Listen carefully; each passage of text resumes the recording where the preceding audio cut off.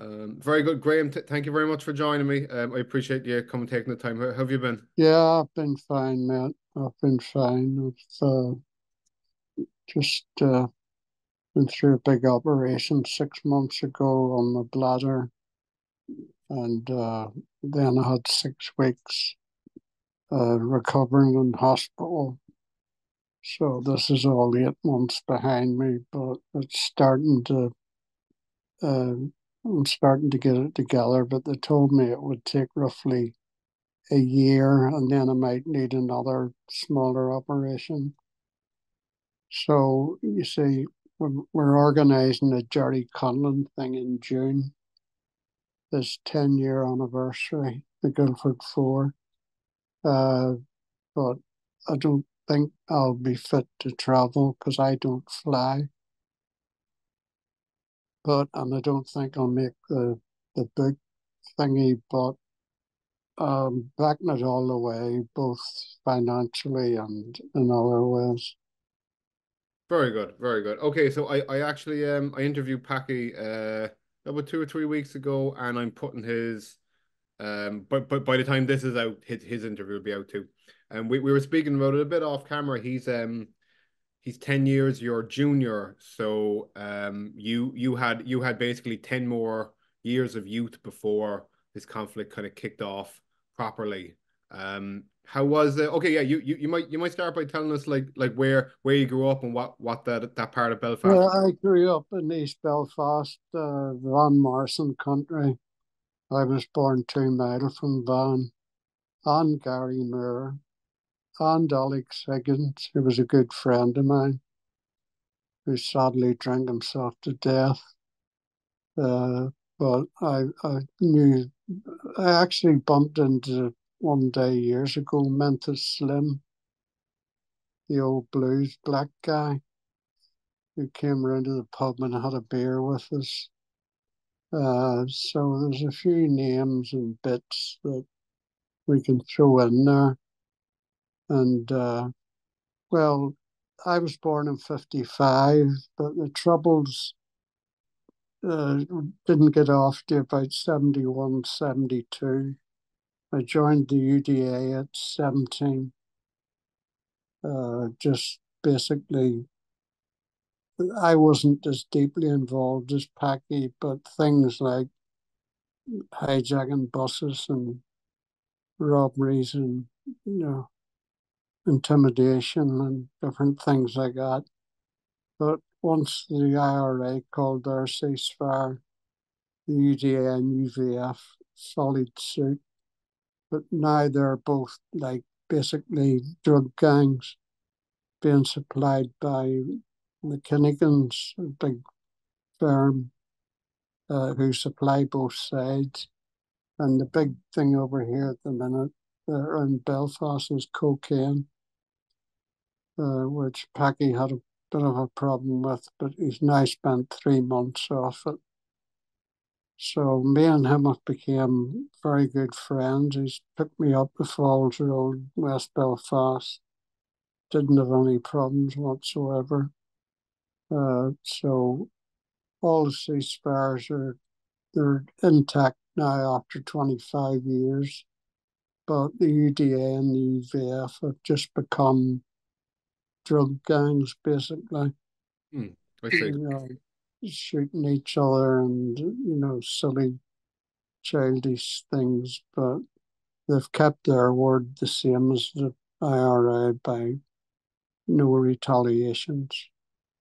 What was the place like? Like, I mean, in the years before that conflict, did you feel what was there like a palpable kind of sectarian tension and Well, feeling? a bit, but my father died when I was 14. He was 39. So I joined the UDA 3 years after he died. My mum went round, I was in the H company. She went round and tried to get me out, and I told her the only way I could get out was in a box. That was the answer. And she went round again and gave them a spiel about my dad just dying and She had four of us to bring up, and she was only in her early 40s. But I joined the UDA at 17. I took part in the Loyalist strike, which brought the country to a standstill. Harold Wilson was the British Prime Minister, and he had to resign after it because we had the whole country sealed off. We couldn't get anything, and that lasted around 10 days. So that was probably our only victory. I mean, I've got my wife here from Africa. The Conservatives took £30,000 off us between that and other fees to get her in until Alan Muir wrote a protest letter. And then things started moving very quick because he's as big as Van Morrison over here. So, in fact, he was at a do with Van the other week. He had a chat with him. So, yeah, it's, and don't believe all the nonsense you hear about Morrison. He's one of the nicest guys you'll ever meet. Okay, so when you joined, you said you joined about 17. The UDA would have been a fairly new organization at that stage, right? 1972, well, it had just started, but it had 30 to 40,000 members at the time. So it was the biggest paramilitary organization, whereas the IRA worked in small teams.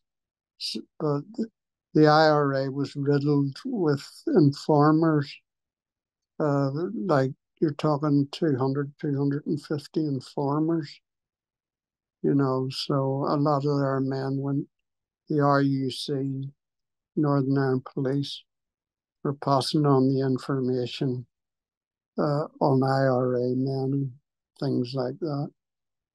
So that's how the Protestants, UDA and UVF were able to hit back.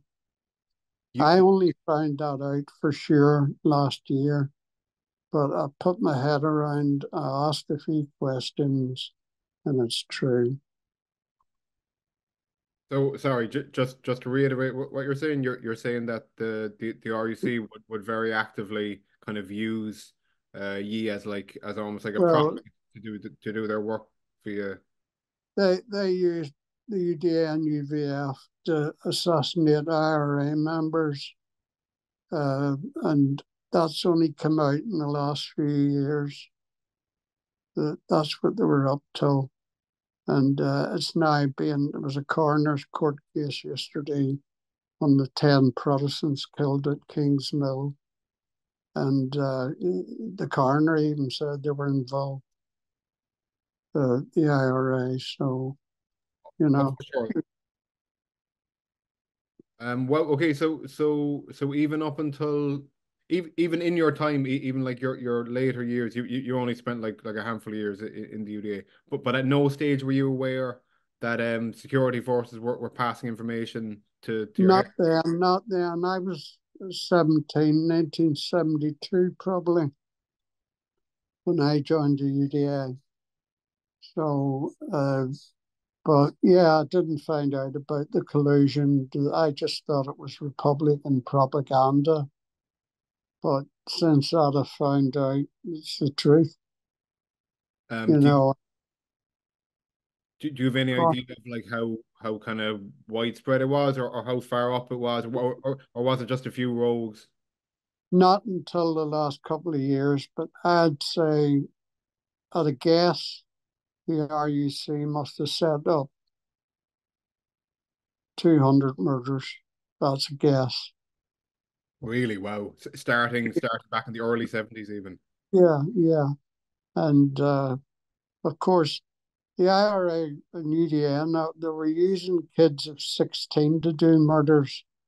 So I've often wondered, them kids would now be 40, 42, how their conscience feels now,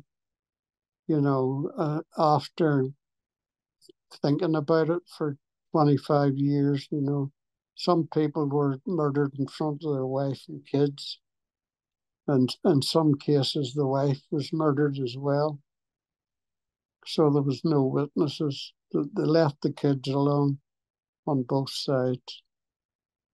So, they weren't targeted. Why join the UDA as opposed to the pre-existing or the not as new UVF?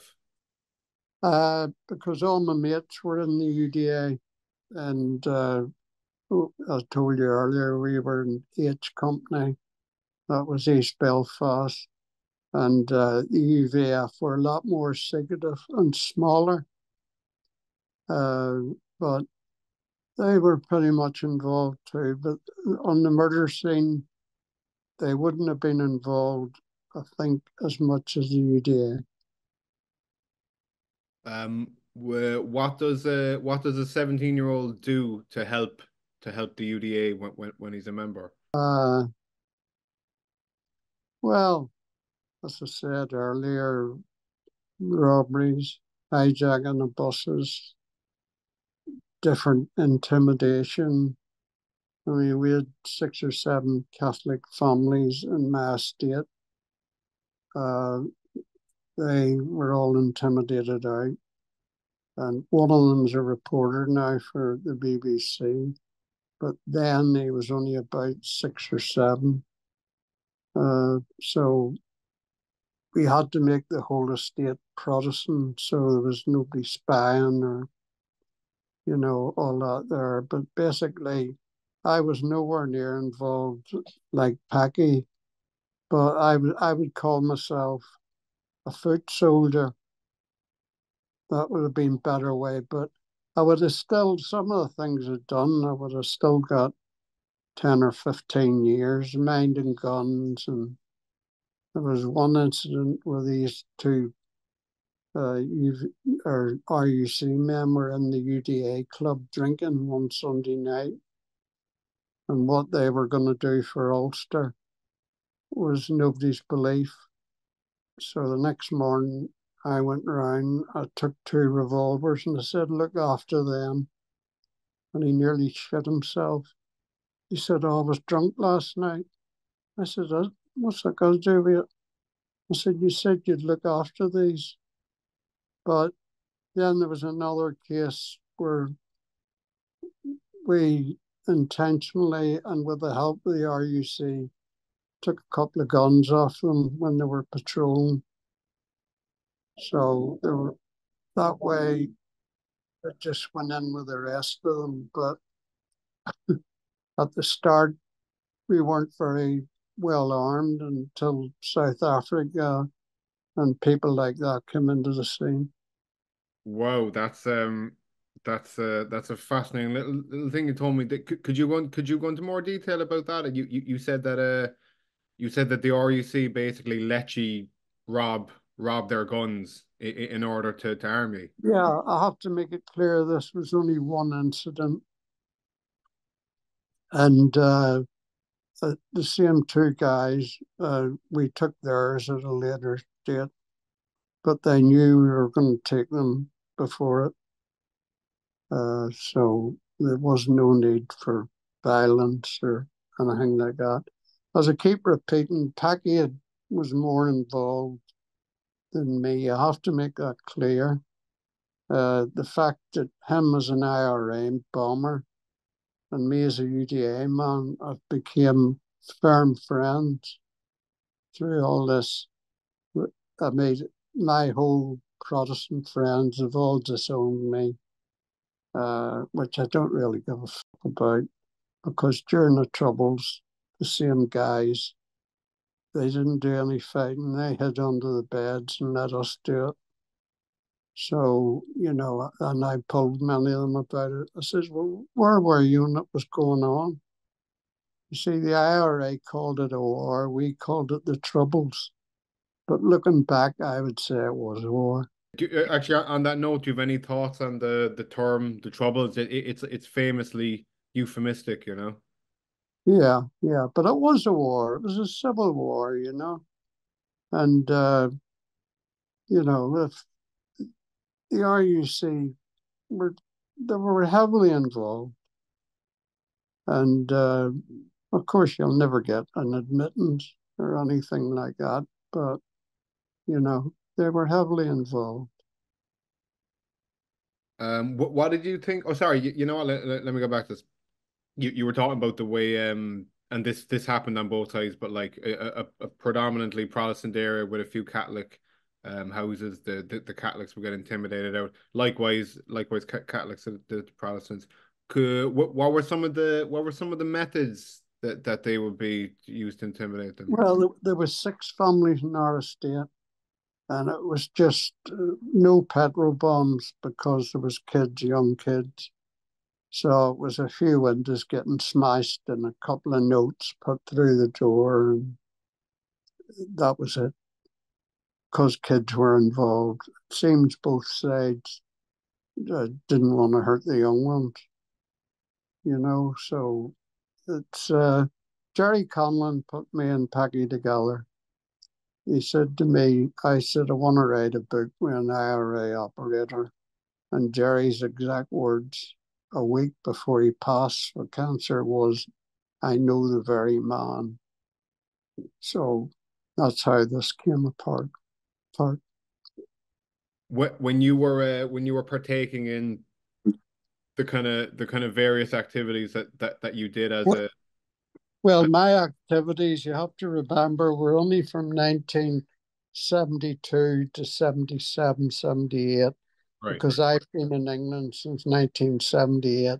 But the only reason I was lived in Belfast 23 years, the only reason I came to England was to see Bob Dylan. I was going straight back, but thank God it didn't, because I could have got more involved. Okay, so when you're that age, doing your various activities, did you feel like you were just kind of doing something that was necessary in a war, or did you feel like it was genuinely like I'm doing good work. This is what I should be doing. Like, Yeah, I felt then, I don't feel it now, that I was defending my country against the Republicans. But, things have changed a lot. It's all about peace now. It's the dissidents in the IRA. They don't really have any support whatsoever. The IRA kept their word when they said the ceasefires, they'd never do it again. They kept their words. Well, up to a state, so did the UDA and UVF. They kept their word too. So, there was a lot more negotiations went on than for years, more than you probably think. there's this question I always ask with loyalists about feeling British, quote unquote. Like if you were to if I walked up to you at 17, 18, 19 and asked you like, are you British? Are you Irish? Are you both? What would you tell me? I'd have told you British then, but I'm ashamed to be British now. I'm Irish now. I'm an Irish loyalist. Would That's you what I are. would you consider yourself like Irish and British in the way that like an English person? No, no, I'm disgusted with Britain, especially the Tory government and what they've done to their own people. No, I would never ever class myself as being British again. I've lovely English friends, don't get me wrong. I'm on about their sick governments and, things like that. I'm not on about the ordinary rank and file people of this country. So, yeah, but I was only involved 5 or 6 years. So, and then I went to see Bob Dylan at Blackbush, Surrey, in front of 250,000 people. And I just never went back. How Uh, how worried would you and maybe some of your other like UDA friends, how worried would you have been about the prospect of the British government selling you out and giving the 6 counties back to Ireland and then ye becoming very much a minority? to be honest with you, nowadays it doesn't worry me. I think we've got to face facts. Ireland will eventually be united. Maybe not in my time, maybe 30, 40 years from now. But I want my grandkids, and I've got 9 of them, to be able to go over to Belfast and visit without any intimidation because they've got English accents. So, as I say, that's about the basics. I was born in 55. I started getting involved in 72. From then, from 17, obviously, till 22 or something like that. That was it like a big concern of yours at the time? I'm talking early 70s. Was it like a big concern of yours that the British government would give back the 6 counties, or did you see it as that possible? Or Uh, it's a long time ago, but I didn't see it then, and they're not really any closer now. Only the only thing closer is the Southern Irish government would have a bigger say in Northern Ireland, whereas they didn't have any say years ago.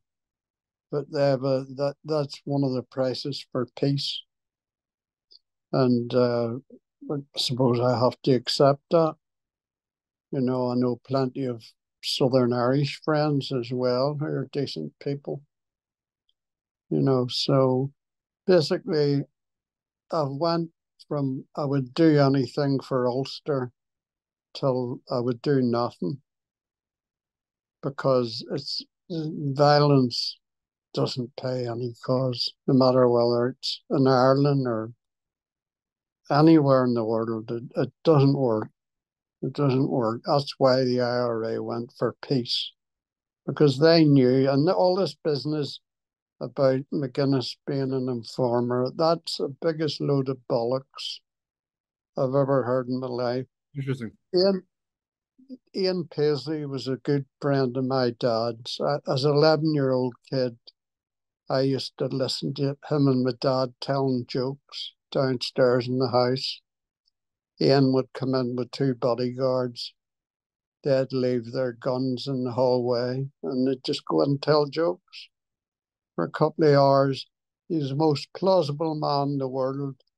Things like, did you know one of his 4 bodyguards was a Roman Catholic for 21 years? The Really? press don't.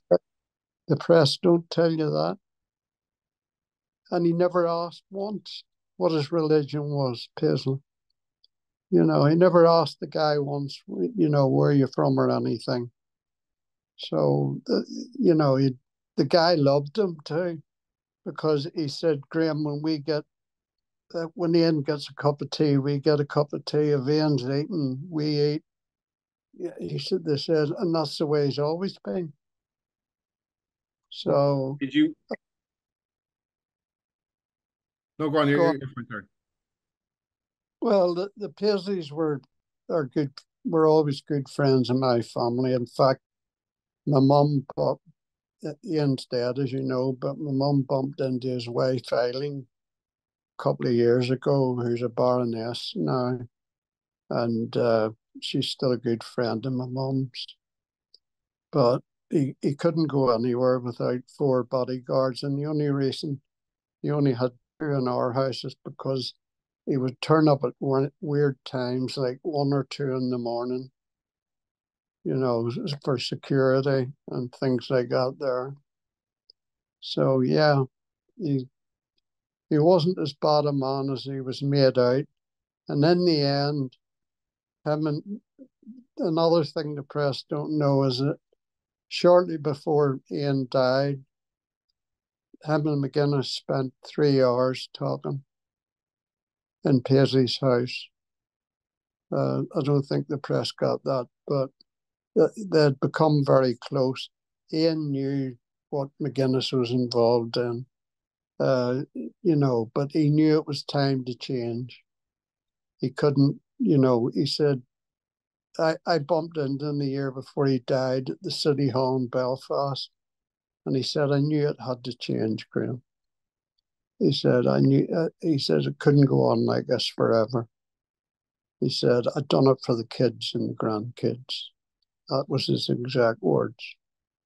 When you look back on this on the 30-year conflict, do you see Ian Paisley as being like kind of an agitating force. A lot of people would very much see him as someone who did a lot of He would have been in the earlier days, yes, that's correct. But once he sat down with Sinn Féin and that and found out they wanted to change too and got the proof, probably through MI5 and people like that, that they did want to change. It was genuine.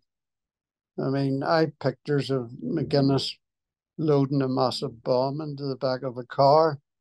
Now, Paisley would have seen that before he died. So he was well aware of what was happening. So, and he went in with his worst enemy to bring peace. But yes, you're right. In the early days, he was a bit of an agitator. I can't deny that. And a lot of Protestants don't look upon him nicely, but a hell of a lot do. In fact, the majority of them would look upon him as a bit of a hero. And who else could have made a peace process work? Only him and McGuinness. The problem started after him and McGuinness died, and then Ian died. So, but at a 20-minute chat, that'll be in the book too, with them outside the city hall. His two of his bodyguards never left his side. But Ian explained, he said, "Oh, this guy's dad was a good friend of mine." And he started telling them about my dad, who, as I told you earlier, died at 39. So, Paisley took his funeral, and it was massive. But because I was only a kid, they decided I was having fits, which I'm being treated for. And they decided to get me over to my grandmother's house. That would have been my dad's mum, and keep me out of the road, so I wasn't allowed at the funeral. How did you view members of the UVF during your time as the UDA? Did you see them as being like on the same side, but their approach was different or wrong? How did you have respect for them? Yeah, well, I would have had respect, but that's where it would have ended. It's they didn't do as much damage as we did, sectarian ways, but they did their part, if you want to put it that way. They did their part. But I'm making sure in this book that there's no criticism of the paramilitaries on both sides whatsoever. Everybody deserves a point of view, and there'll be no criticism. Not because I'm scared, but because I don't see any point. Because the book's like mine and Packy's autobiography, in a way. So that's why we've got this interacting with things about family interviews and things like that on both sides, because we want to keep it. All these books about Ireland have been written before, but not one where you're talking about your family and intertwining it with other stuff. I can't remember a book that's been done like that.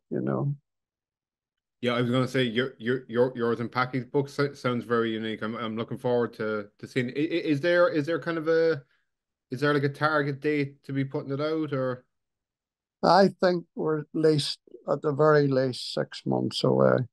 On the note of respecting of having some kind of respect for the UVF, was there any kind of respect that you would extend at the time, of course? Was there any sort of respect you would extend to the IRA? Did you see No, even from the point of view of they were fighting for what they believed in, even if it wasn't what you believed in? no, I don't think I got now. As I said to you earlier, there will be a united Ireland. This game's been going on with the Brits for 300 years. I've been reading up in Irish history for the last month, and yeah, they have a massive point of view, but I didn't read that or know any of that before that now. But I had no respect for them then, but I've respect for them now for the simple reason they kept their word. They went and ceasefire, and some of them are still very bitter, but the the Protestant side's probably even more bitter. And as I say, all my old friends, even two of them that was in the UDA, one of them was my commander. I asked him, could I, what did I ask him? I asked him, would he do an interview for the book? He says, aye, 50 years after I'm dead. That was his answer. So that's the sort of bitterness you're up against too. So the book will start probably the year I was born, 55. Then the next step of the book will be when Terence O'Neill became the first moderate unionist. He was actually English. And then it goes from there. I used to meet the journalist who's a professional journalist writing at Steve Scholes, but he used to come every 3 weeks, but now he's coming every week to keep me to quicken things up because he's a school teacher as well. He's a big say in the Metro newspaper over here. As a junior member, I guess you were there your late teens to very early 20s. Would you have known who like the higher ups in the UDA were and the fellas who would have been like the main like hitmen I within used known? to be bodyguard for Tommy Hearn, who was later found shot dead in a ditch. Me and a wee mate used to do bodyguard for him at times down in UDA headquarters in Newton Arch Road. Did I know a few of the hitmen? Yeah. Even if you didn't know them like that well, you One of would have them, known who they were like. one of them's 17 years of age, and at that time, that's why I said to you earlier, he'd still only be early 40s. And, I knew him to have a drink with and stuff. And he looked as if butter wouldn't melt in his mouth. But he'd like to get close up and shoot them in the head. He didn't take any prisoners. So, but he was only 17 when he done his first shoot. But again, a lot of the IRA's kids were only 16, when they were out doing the business. So, If you yeah, if you had been asked when you were 17, 18, 19 to go do a hit, what would you have said? probably not. That would have been okay within you if you just said, "Listen, it's not for me." You wouldn't face blowback for it, like. No, no, no, no. If you didn't want to do it, you weren't. UDA didn't really intimidate their own members. But if it had been somebody that it was proved to me 110% was a top IRA man, it might have been different. Yeah. Would I have had any conscience about it if I had the proof? No. Okay, fair enough. The UDA, of course, are known.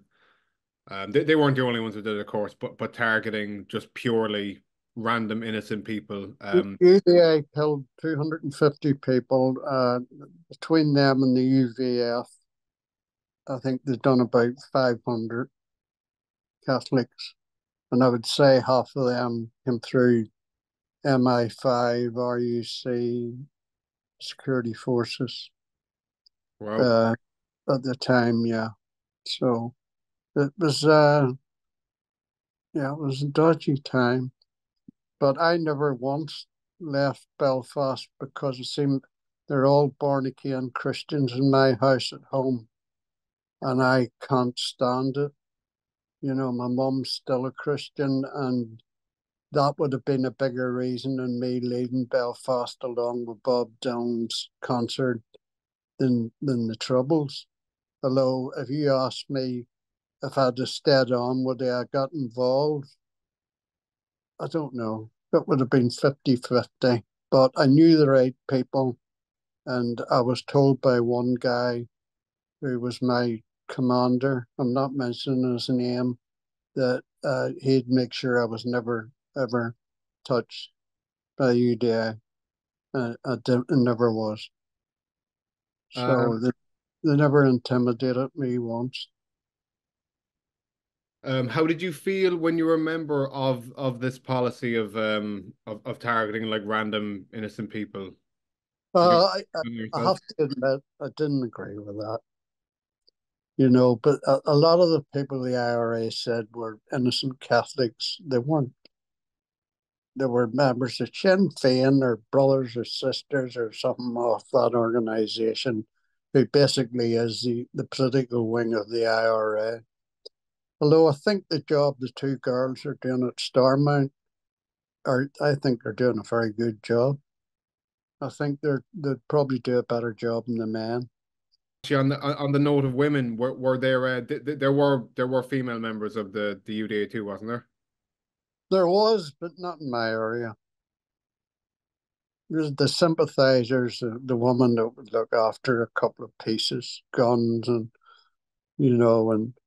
as long as you weren't running back and forward, picking them up out of their house, they weren't too bothered. So, but yeah, there's not going to ask the estate I was brought up in. It was in the end, it went from 96% Protestant to 100%.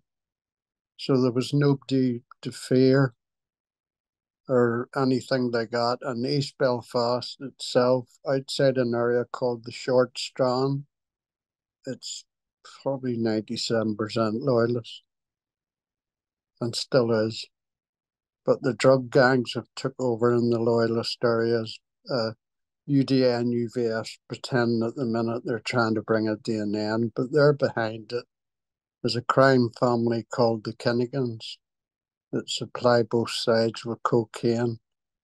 Now, the cocaine, I haven't touched cocaine for years, but the cocaine you get in Ireland is far, far stronger than you get in Britain. Really? I didn't know that. Yeah, yeah, yeah. So I don't know the idea. I don't know what the idea is, but there's they've been having a feud between them. This crime family called the Firm as well. So let them get on with it. It's will I ever? I've lived in England 43 years now, so yeah. And Were there were there any? I know in the UVF there was plenty. I assume in the UDA too, but there was a lot of dual membership between the paramilitary groups and the UDR. It was very handy for the loyalists, obviously, because you're getting some of the best military training in the world. You have access to information that others yeah, wouldn't. the only thing I will say is that the UDA and UVF didn't have much joint sort of doing anything. But yeah, you're right about the UDR.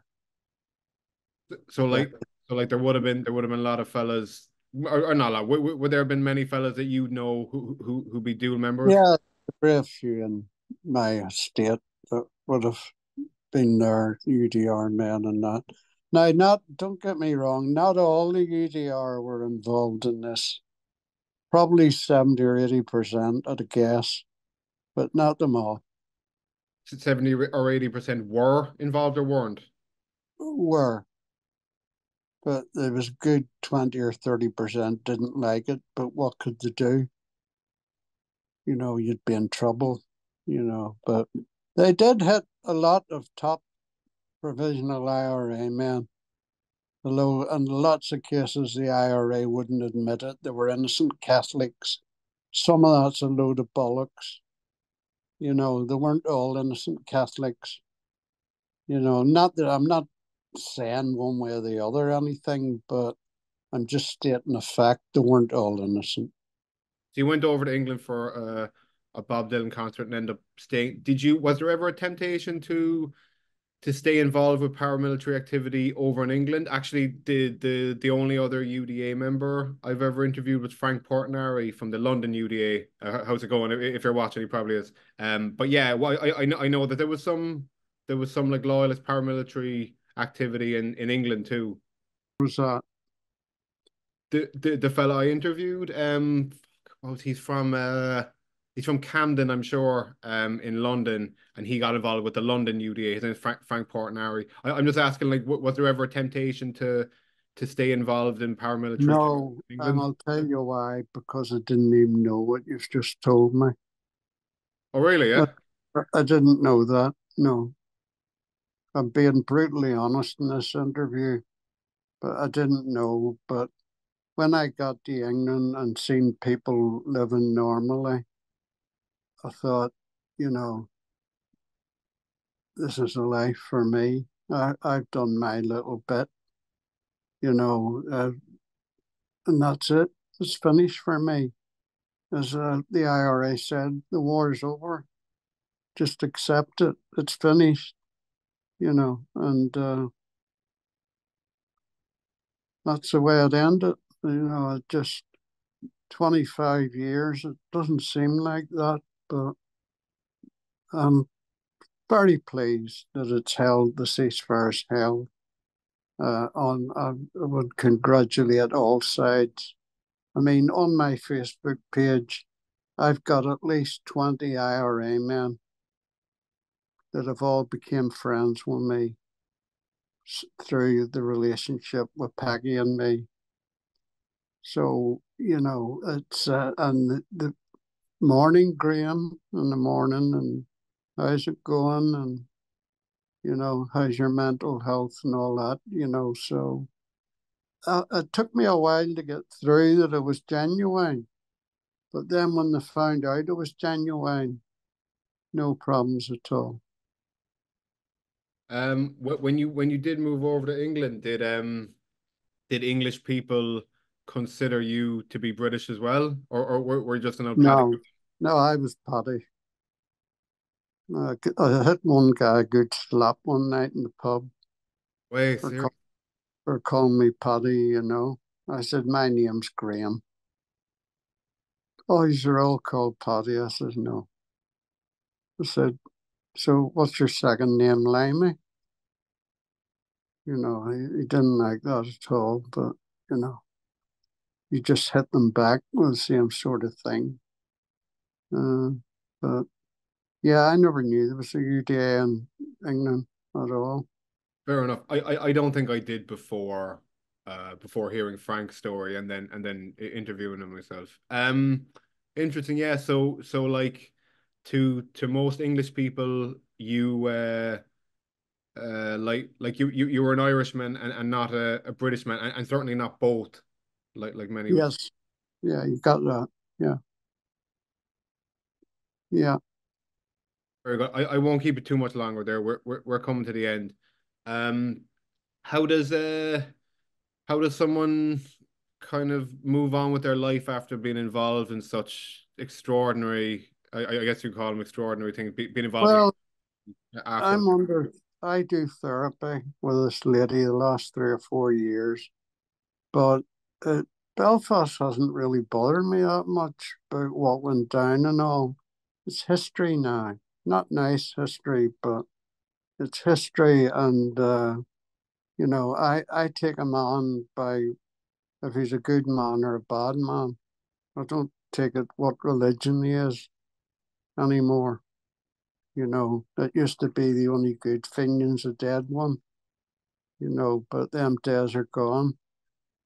So, yeah, it's changed times, but I, I enjoy it being getting away. And as I say, I'm more worried about my mother's health at the minute, her health, because she's in and out of 3 or 4 different hospitals.